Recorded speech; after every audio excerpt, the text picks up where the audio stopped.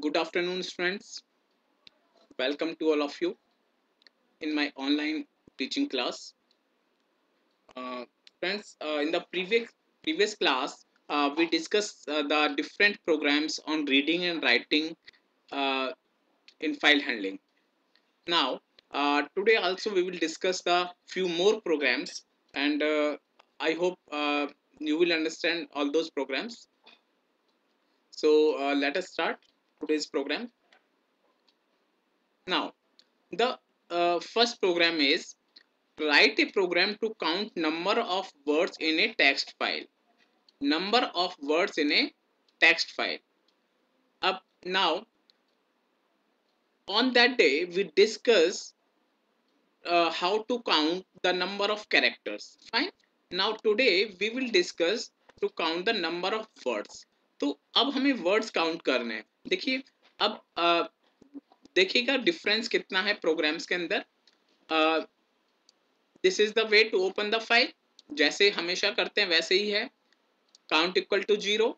Now this is the F4 dot read. Okay. Now we have used one function, split function. ठीक है. अब what the role of split function? It split the whole string into different words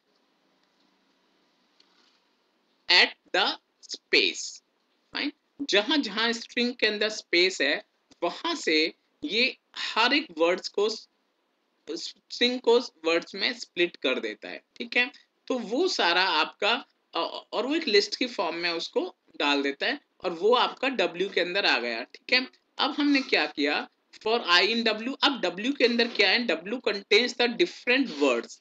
ठीक है. पूरा string नहीं hold करता, words की form में स्ट्रिंग को होल्ड करता है. अब उसके बाद ये नंबर ऑफ वर्ड्स को काउंट कर देगा. ठीक है.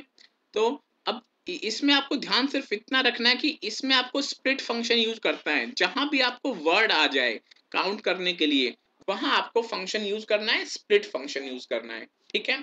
तो अगर हमने ये प्रोग्राम जब मैंने रन किया तो उसका आउटपुट कुछ इस तरह से आया. तो there were the 3 lines in the text file. ठीक है. we live in UK, I like reading books, I like cooking food. तो टोटल नंबर ऑफ वर्ड्स करने 12. ठीक है. 4 इस लाइन में, 4 इस लाइन में, 4 इस लाइन में. तो नंबर ऑफ वर्ड्स को किस तरह हम काउंट करते हैं ये program. This is very important program. Now next program is also related with number counting of words but with particular words. अब हमें सारे वर्ड्स काउंट नहीं करने. मान लीजिए आपसे आ जाए भाई इसमें पूरी फाइल के अंदर देखिए कि दिस और those how many times are written. ठीक है. तो उस तरह से पर्टिकुलर वर्ड को अगर रीड करना है तो देखिए ये सारा प्रोग्राम बिल्कुल वैसे ही है जैसे अभी हमने नंबर ऑफ वर्ड्स को काउंट किया था. सिर्फ यहाँ हम एक कंडीशन डाल देंगे. ठीक है. इफ आई इक्वल्स लाइक, मतलब ये लाइक वाला वर्ड मेरा उसको काउंट करना है. ठीक है. फाइल के अंदर. फाइन. तो अब when I run this program I get the words 2. देखिए लाइक मेरा 2 बार आ रहा है सिर्फ तीनों लाइनों में. तो नंबर ऑफ वर्ड्स मेरे 2. ओके. तो this is the program to count the particular words. Now next program is to append a string in the text file. Append means एक स्ट्रिंग को एक फाइल के अंदर ऐड करना है. ठीक है. लास्ट में ऐड करने को अपेंड बोलते हैं. ठीक है. तो इसका मतलब हमें फाइल को यहाँ अपेंड मोड में ओपन करना होगा. फाइन. अब मैंने कौन सी स्ट्रिंग को अपेंड किया, stay home stay safe. Fine. और यहाँ मैंने क्लोज कर दिया. उसके बाद मैंने उसको रीड किया. ठीक है. अब if I run the program I get this output. Fine. ये तीनों लाइनें देखिए, line number 1, line number 2, line number 3 ये ऑलरेडी फाइल के अंदर थी. और ये फोर्थ लाइन जो हमने यहां से जो हमने ऐड की है वो हमारे फाइल के लास्ट में हमारी ऐड होगी. So it this is the appending A string in the file. I hope you will understand. Now next program is write a program to take details of books from user. अब देखिए अब हमें क्या करना है, हमें user से input लेना है. ठीक है. यूजर से इनपुट लेंगे और वो इनपुट डायरेक्टली फाइल के अंदर जाना चाहिए, ठीक है। डायरेक्टली फाइल के अंदर हमारा इनपुट, अब देखिए हमने क्या किया, फाइल को ओपन किया राइट मोड में, क्योंकि हम क्या कर रहे हैं, फाइल के अंदर लिख रहे हैं, ठीक है, फाइल को रीड नहीं कर रहे, लिख रहे हैं।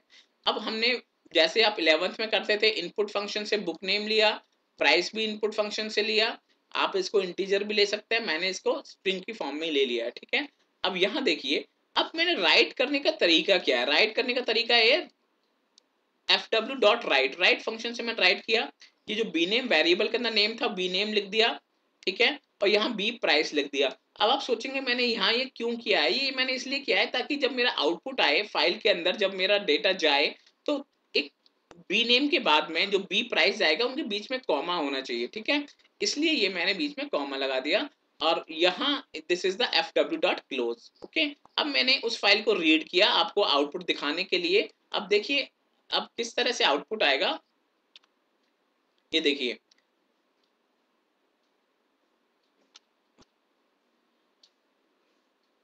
हाँ, now see this, enter the book name, मैंने लिखा गोदान, एंटर द प्राइस 1200, अब आउटपुट जो इसने दिया गोदान एंड 1200, ठीक है, मतलब अब यूजर ने जो डाला वो इनपुट आपका फाइल के अंदर गया, वहां से आपको रीड होके दिखा, ठीक है। अब सेम वे अगर इस प्रोग्राम को थोड़ा और हम कॉम्प्लेक्स बनाए, मान लीजिए अब ये प्रोग्राम यूजर से, ये तो इसने सिर्फ एक ही बुक का इंफॉर्मेशन लिया, हम चाहते हैं कि यूजर से पूछे कि do you want to enter the more in information, तो again it will ask the book name and price, तो it will ask till the user says no, okay. Now अब उसका प्रोग्राम क्या करना है, ये देखिए, देखिए उसी तरह से फाइल को मैंने यहाँ ओपन किया है, ठीक है। अब यहाँ मैंने फाइल के अंदर क्या फाइल के अंदर नेम प्राइस, ठीक है, ये मैंने आपका हेडिंग बनाने के लिए लिख दिया है कि ऊपर आपका नेम और प्राइस हेडिंग आए। अच्छा देखिए मेन चीज आपका क्या है, यहाँ से वाइल लूप जो मैंने लगाया, ठीक है, एक मैंने वेरिएबल ले लिया ch equal to Y, while ch equal to Y, B name input, enter the book name, B price, enter the book price, उसके बाद वैसे ही मैंने बी नेम और बी प्राइस को मैंने राइट किया फाइल के अंदर, देखिए ये आपकी दोनों लाइनों पे ध्यान दीजिए। अब उसके बाद मैंने C H input do you want to enter the more, ठीक है, यूजर से आस्क करने के लिए, ठीक है। नाउ fw.close, क्लोज कर दिया फाइल को, फिर मैंने उसको रीड कर लिया। अब इसका आउटपुट किस तरह से आएगा,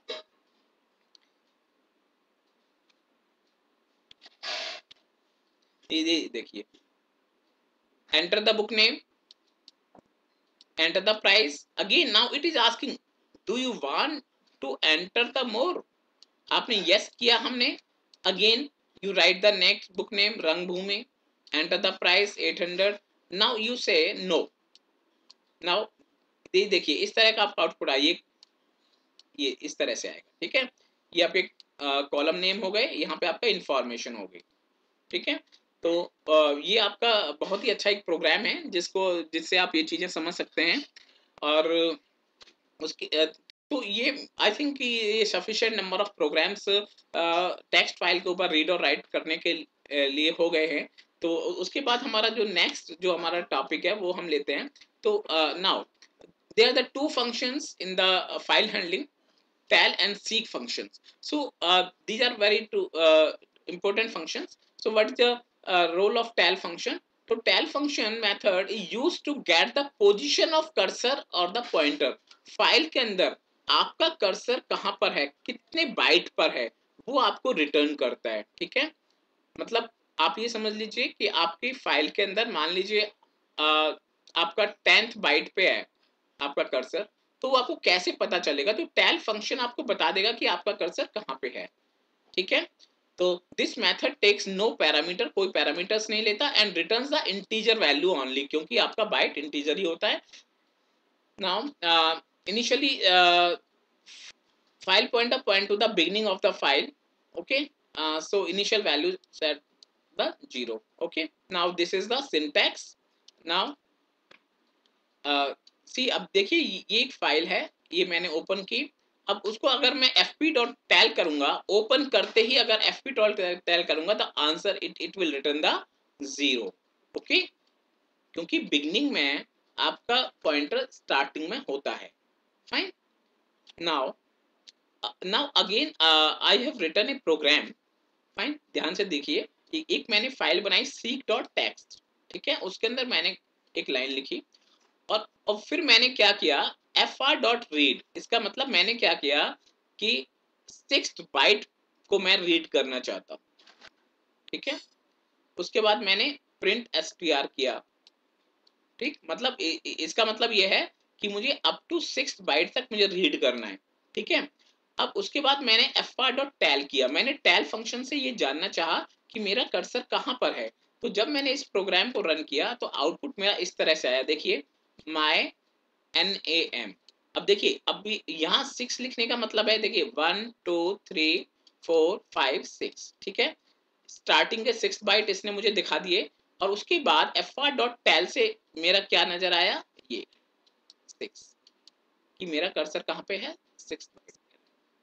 ओके, तो this is the role of tal function. It returns the number of bytes at a particular position, जहां भी कर्सर आपका होता है. ठीक है, और एक आपका फंक्शन होता है seek function. This is also very important function. seek function क्या करता है, it is used to change the position of file handle to a given specified position. आपको इसको आसान भाषा में समझिए. seek का मतलब है कि हमको कहां पॉइंटर ले जाना है. ठीक है, हमको कहां पॉइंटर ले जाना है वो हम seek से करते हैं. ठीक है, तो seek फंक्शन का सिंटैक्स है f.seek. ये ऑफसेट, ऑफसेट का मतलब आपको कितने बाइट पे ले जाना है. फ्रॉम व्हाट का मतलब ये हमारे एक तरह का डायरेक्शंस होते हैं कि कहां से ले जाना है, बिगिनिंग से ले जाना है, करंट पोजीशन से ले जाना है या एंड से ले जाना है.